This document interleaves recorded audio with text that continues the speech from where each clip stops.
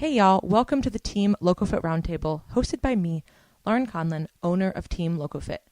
Each week, I am joined by one of our coaches to dive headfirst into the nutrition, training, mindset, and coaching strategies we use with our clients. If you loved the show, please subscribe, leave us a review, tell a friend, you know the drill. And for more information about coaching, the programs we offer, and additional content, visit teamlocofit.com. All right, and we are back. This week I'm joined with Coach Karina. Hey guys. And I'm really excited for this podcast. I know I always say that, which is really obnoxious. I need to find a new intro, but Always excited. I'm always excited. But Karina was like, hey, let's do an alcohol and fitness podcast. Because like, you're a pro. I was like, listen, I feel a little attacked. It's fine. If you guys are watching, yes, there's actually a beer. Yeah. First we have to toast. To begin.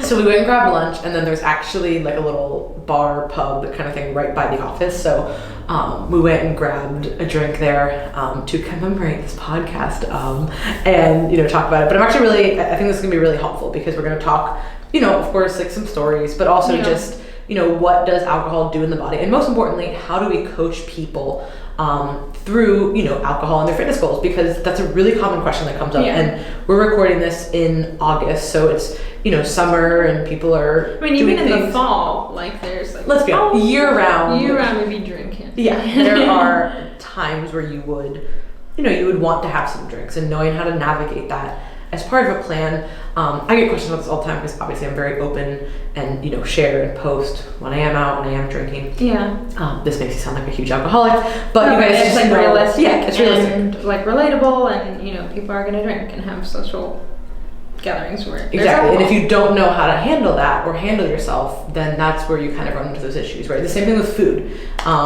We could paint this perfect picture like we never eat any air quotes bad food. But that's, first of all, not realistic, nor is it truthful, but it's also actually harmful for people because then they think you either have to be eating, chicken and rice and broccoli, or I'm going to fall off the deep end and eat everything at this party. Yeah, so I thought we would start with making this podcast a little bit fun because I love story time. So I thought I'd start asking Laurin, first off, okay, what is your favorite drink of all time? Alcoholic drink. Ever. If you could only choose one drink for the rest of your life. Oh, that's so hard. One? Just one. Okay, we'll go top two, just in case. Okay, good. So, I love wine. Love red wine. So, I would say, a really good red blend. What's, your favorite, brand? I see you post 19 Crimes. Okay. I love 19 Crimes. Nice. And it's very affordable. So, I'm sure there's probably more expensive bottles of wine that are way better. Yeah. I know. But it's $12 a bottle, so I'm yes, I'm here for that. Nice. So a dark red blend, I love. And then I would say for a mixed drink. I love the one we had at Noble Crest. Oh my god! With the basil and it was basil and lemon. That's a really weird drink. I can't remember what it is. Last time I went, they didn't have it. I was very upset because they didn't have the lemon shit. But anyways, that's I would say probably a consistent good drink you can get most places would be a Moscow Mule. I've never had a Moscow Mule. I knew this was gonna happen. What? I don't really even know what it is. Okay, so I could have literally said anything. You'd be like, So it's vodka, ginger beer, and lime. So it's really, that sounds really good. That sounds like it would be kind of the best place to get it, if you guys are listening and have this in your area. Oh my god, I'm literally forgetting the name of the restaurant right now. This is so embarrassing. We're on live. Well, put it in the description if she remembers. Oh my god, I go there. I've been there so many times. They have this No, they have really good wine. No, they have this strawberry mule. It's actually made of tequila. Oh my god.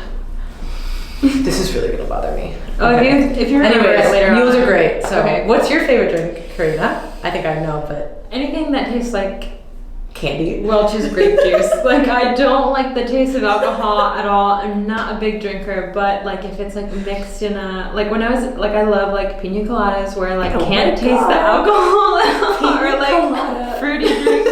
So the drink we had at Noble Crest, which you couldn't really taste the alcohol, but it was very fresh. I can't it was lemony and basil-y, and I want to say some sort of berry. Maybe I'm wrong. It's been so long because it's very hit or miss when they have it. So we got a piercing. Yeah. Oh my gosh. Anyways. That Karina's like, we don't want to talk about that. I know. You love like the kombucha too, the spiked Yes, kombucha. I love like spiked kombuchas, and then mostly like fruity drinks. Like I like sangria, like stuff with fruit in them, and I'm a child. But anyways, okay, so now Yard House. Oh my god. Sorry guys. Oh, they have really good sweet potato fries. They have really good at everything. I love Yard House. So they have really, really good drinks, but one of them is this mule that has strawberries and tequila in it. Is there a Yard House in Tampa? No. Trust me, we would go there more. I know there's one down south in South Florida. Yeah. I've been to that one. In Boca. Okay, so second story time question is: have you ever worked out or trained whilst slightly hungover or drunk? Of course. And how was Still that? drunk. Let's be honest.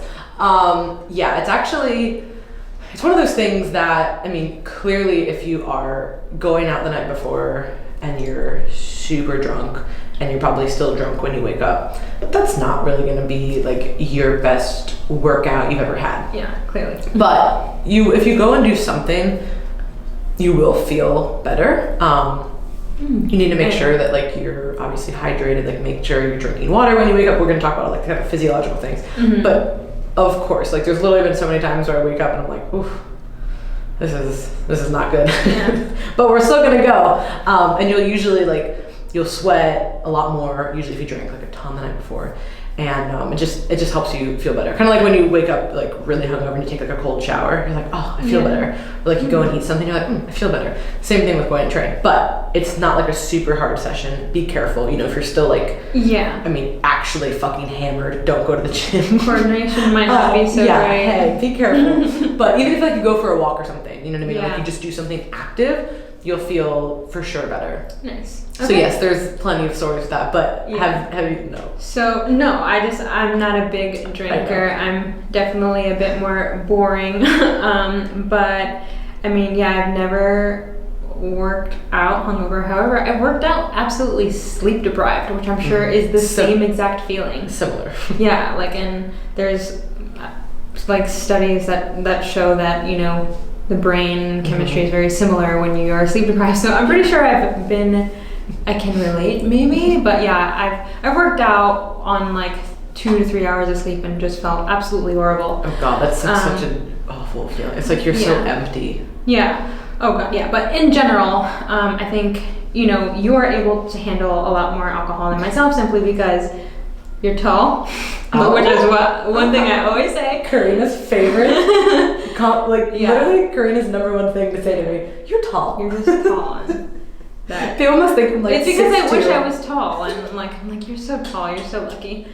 But anyways, there are literal genetics too, like with how people metabolize alcohol, and I'm just a fast metabolizer in general. Right, and that's what I wanted to segue into is like the things we're going to talk about is going to be very different for everyone.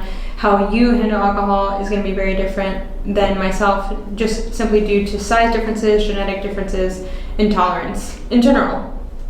So we'll go quickly into like how the body metabolizes alcohol. So understand that alcohol gets metabolized as a known carcinogen, which is toxic acetaldehyde.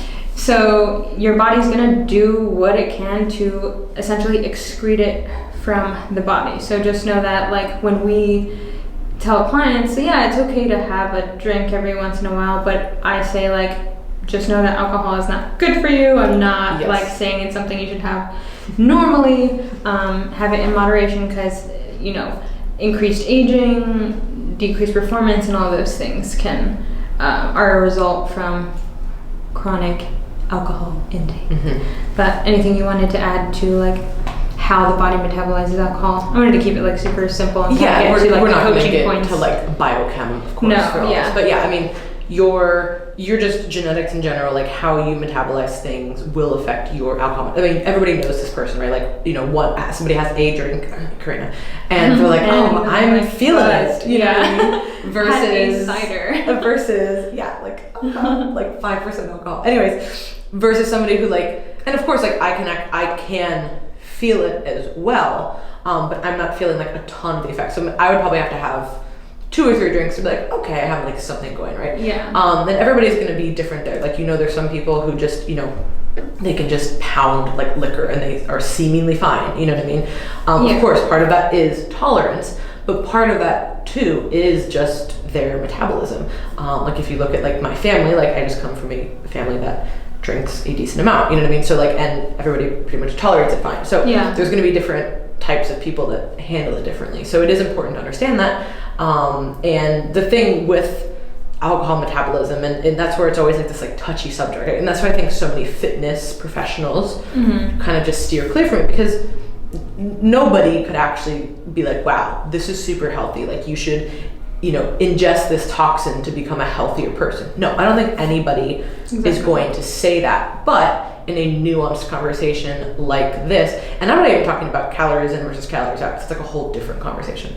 But if you just, right, because like if you match the calories, and we can get to that too, right, but not even take calories from the alcohol away. If you want to have a few drinks over a weekend or like at a celebration, there's a huge difference of like enjoying those few drinks. It's just like food, right? Like you can go and like have a big meal, move forward. You go out and you have a few drinks and then you move forward. Yeah. But if that's something that's going to now trigger you to overeat or trigger you to continue drinking for 4 days straight, like, right, like you need to know yourself in those areas. So what we support is, social settings, and you want to have a glass of wine or you want to have a few drinks, like go for it. Like that's totally fine if that works within your goals right now. But you need to see how that client kind of responds afterwards too, because everybody's going to really handle that kind of differently. Yeah, and so I've written out a few points that I wanted to discuss with Lauren, but I'm going to go a little bit out of order here because I feel like this is going to fit better, more so on the forefront of the conversation. Is when do you think it's appropriate to fit in alcohol in an intake? Like say, let's say for context sake, a person who is in contest prep, how many weeks out do you think it's acceptable for them to like try to fit alcohol into their macros, or just be like, hey, let's not mess with it at all right now? So this again will obviously be client dependent, right? And I get this question a lot because again I've been open about this during my preps. And I would say usually, so I'll just use my last prep as an example. It was 9 months long, which is obviously very long, but I probably in the course of those 9 months maybe I could count on my hand the amount of drinks, like 1 drink at a time. It wasn't like 5 occasions I binge drank. It was like I had a drink, right? So, and pretty much usually at about 6 to 8 weeks out, that's kind of when I would have no more. And that was of course because I did a string of shows together. I feel like but I started so in the scheme of my prep. Right. Like you got lean enough to a point. Exactly, because I started prepping so early that year. Like there was Christmas, and then there was like a banquet I went to, and you know what I mean. So I had like a drink at like a few events. I fit that into my calorie needs for the day. Took it from either carbs or fats, because that's again such an extreme example of prepping.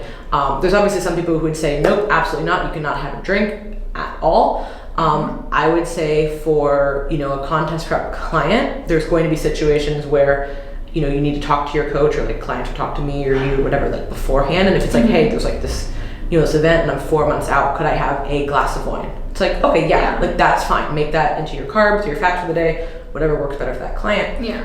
And then you move forward. It's not like, oh, I had 6 pina coladas. No. What? Sorry. First of all, that's gonna be really alarming. Can't help making these weird noises. Oh my god. Honestly, you'd be so fucked up from all the sugar, because like when sugar and alcohol go together, like that's usually when people get like really messed up. So like the pina colada with that'd be the worst hangover. Those are the most dangerous because those are so good. I love it. But yeah, so like, if somebody's gonna be like, yeah, hey, I had a, 1 shot of a liquor with like soda water. Okay, that's a different story. You know what I mean? And they had 1 drink and it was pre-calculated, pre-planned, like that's fine. Am I suggesting that like, a week out? No, of course not, because your calories are generally going to be so low that it's kind of like, it's not really worth it. Yeah. But at 2 months out, if somebody's still at a low but like moderate intake and they have something that's like really warranted, that they want this. There's some clients who never even ask because they just don't give a shit, right? Like they just don't drink, they don't care. Yeah. Then I have other clients, or even people like myself, who it's like, no, like I would rather use that just for 1 day. Yeah. On like a refeed day, it's like 100 calories, whatever.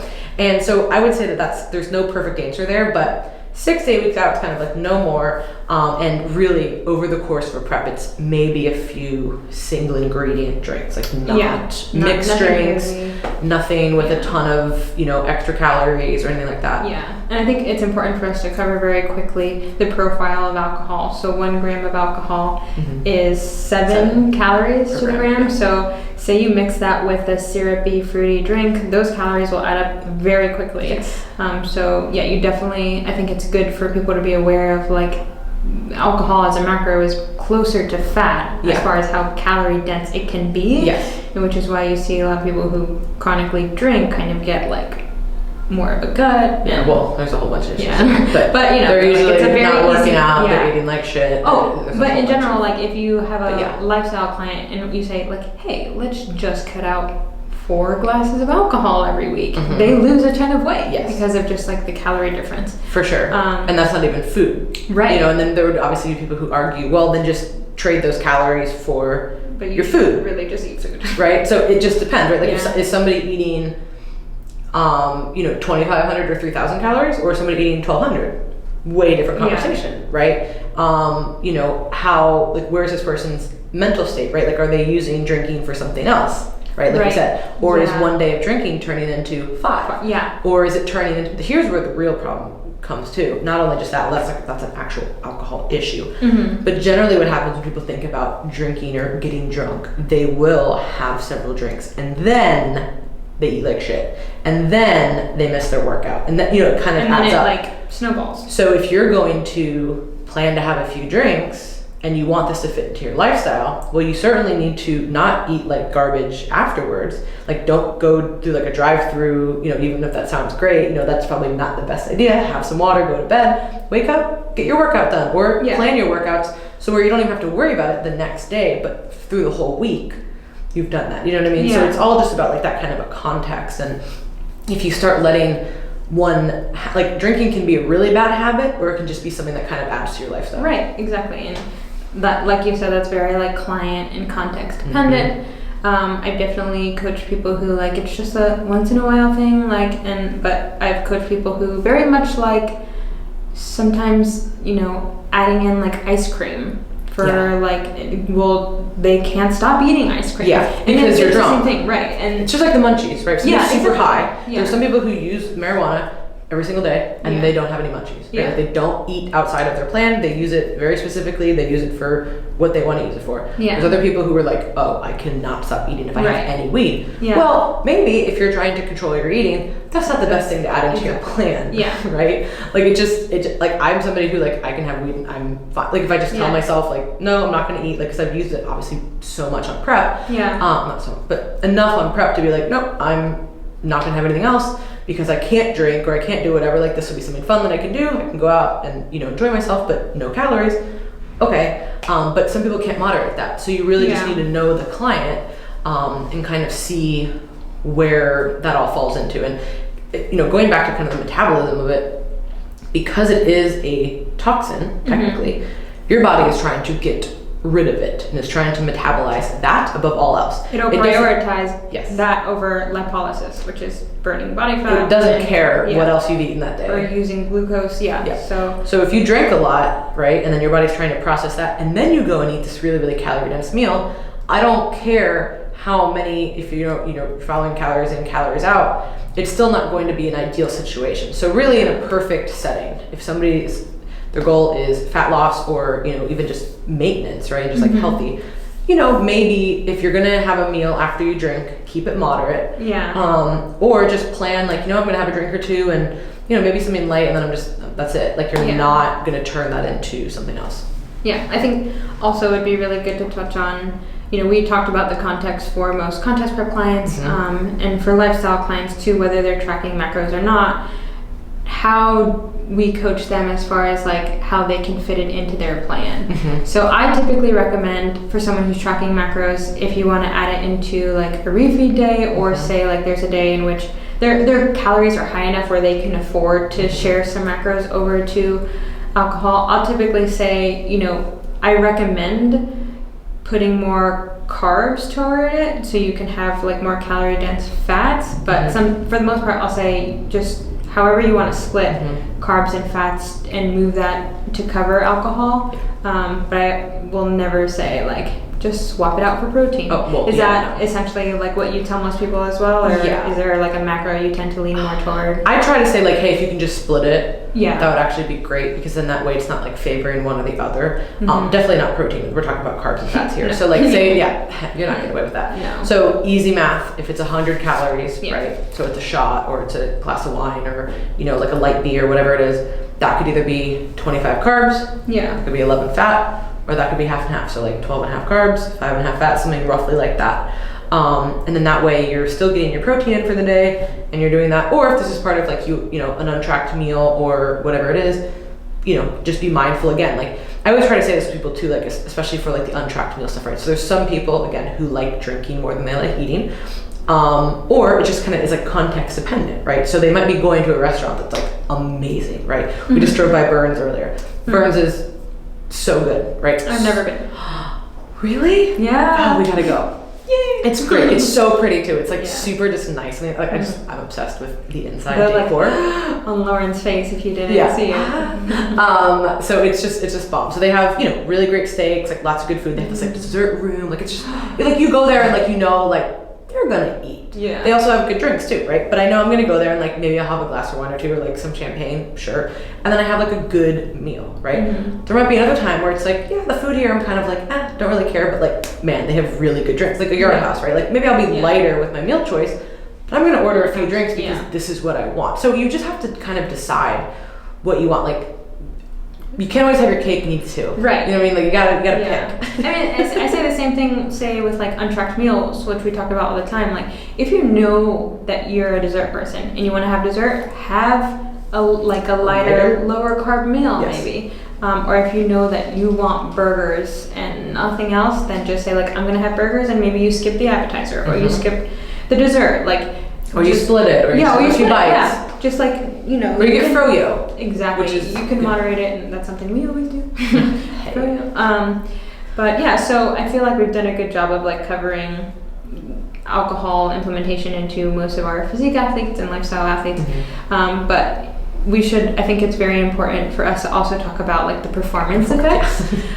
So I want to kind of take this into a timeline. What happens when we drink the day before we lift, say the next day, but start the night before. So how like sleep might be affected. Maybe you can start with like how your sleep is usually affected when you have drinks at night. So one of the biggest things that we see with drinking is that it does raise your core body temp. And anybody who's drank enough knows this, right? Like typically for me, it's like a threshold. It's if my I have heart rate gets really high and then my body gets warm. It's not if I only have a few drinks, it's like if I kind of cross that point of like, I had a good night. And then I basically get super hot. And what that does is it like throws you out of REM sleep, and then you can't get the proper sleep cycle going. So that's one of the biggest detriments that I see. As far as, you know, again, and that's going to be a tolerance thing for people too. Like, 2 drinks to you to do that might be 5 for me. Like it just kind of depends. And it depends on what you ate earlier that day. Like it just depends on what. Because your body's going to be working very hard to metabolize it. Especially if you're dehydrated too. That's going to be a whole nother thing. So I've read a few research studies that basically have shown that, you know, if you drink a good amount before bed, you spend less time in like deep wave sleep, and your sleep is just overall a lot lighter. So now let's say the athlete has now woken up and they have like a training session either that morning or kind of earlier in the day. One thing we know about alcohol is that it's a diuretic. It is dehydrating. So I will typically say, hey, like if you're going to drink alcohol, make sure that you're getting in plenty of water, especially if you're going to train. Maybe not like first thing in the morning after you've had some alcohol, but like just the next day in general, you're going to need to work a bit. Drink a little extra water to replenish. Maybe some electrolytes. Throw some electrolyte tabs in there. And, you know, realistically, you know, if you have a drink or two, it's probably not going to affect that much. If you're planning like, hey, I got some friends in town, or like there's this big celebration, and you know that's coming up on Saturday or Friday, maybe you plan your training before that, right? Like they're under no context, again, are we saying like, this is good for you, this is great for you. So if you're really concerned about your performance, you probably should get most of your training done before you decide to go drink. Yeah, and it's very like much like a contest prep. Like the closer you get to like a meet or a CrossFit competition or like a race, you're not going to be having drinking in your regimen that close. So at least for any of our athletes, we're like, hey, like it's almost showtime. Like there's no room to play here. Yeah. Same thing with training. That's why Ryan barely drinks. I mean, because he's always focused on training, right? Yeah. And obviously there are going to be certain times that's a whole different conversation too. But just in general, you know what I mean? Like going through that whole like shitty sleep, not feeling great. Being dehydrated. Why am I going to like risk a workout to get injured? And you know, obviously he's lifting really heavy weight, so it's just a different thing. But if you're going to get a pump or you're going for like a 2-mile run, different conversation, right? But if you really care about your performance and you also know that you have something going on later in the week, probably plan your training to where it's not even going to be affected. And then you're like, yep, this is a rest day. I went for like a 20-minute walk. I feel good. I read a research study that basically puts the injury risk rate at like 50% more for athletes who have had drinks like within the previous like day or two. I honestly can't remember the exact timeline. Was it from the dehydration? I feel like that probably was a huge part of it. Dehydration, because that's a very typical reason for injury is just not being dehydrated enough. Hydrated enough. And then if there is any still like some cognitive things going on. So that's definitely one risk on performance is just higher rates of injury risk. That if you have a meet in 4 weeks or a competition in 4 weeks, you really don't want to risk getting injured. We're not even talking about performance decrements. Now this is just like getting hurt. You know what I mean? That's like a huge thing to worry about. So if you're planning to go out, it's like Saturday night, maybe just don't train Sunday. You know, make it an active rest day. And and then talking about rest days and recovery too, like people who chronically drink have a lower recovery rate simply because your body is more so focused on excreting the toxin rather than, you know, uptaking glucose for performance and recovery and all of those things. But we've hit all of the points that I wanted to talk about. Is there anything you wanted to add that we missed out on as far as alcohol? No, I would just say look at it like kind of all the other things we talked about, right? Like it's not black or white. It's not this, you know, really binary thing. You can, if you want to, you can add it to your program and still reach your fitness goals, whatever they are. But you need to be mindful of, you know, how extreme those goals are, where the timeline is, and really just be smart about it. Like I said, if you know that you have a big celebration coming up that weekend, right? Like you got a bunch of friends in town, like you guys are all excited, you're going out Saturday. Maybe you're planning in before then. Maybe Sunday is a chill day, right? Like you don't need to plan anything for that day as far as training goes.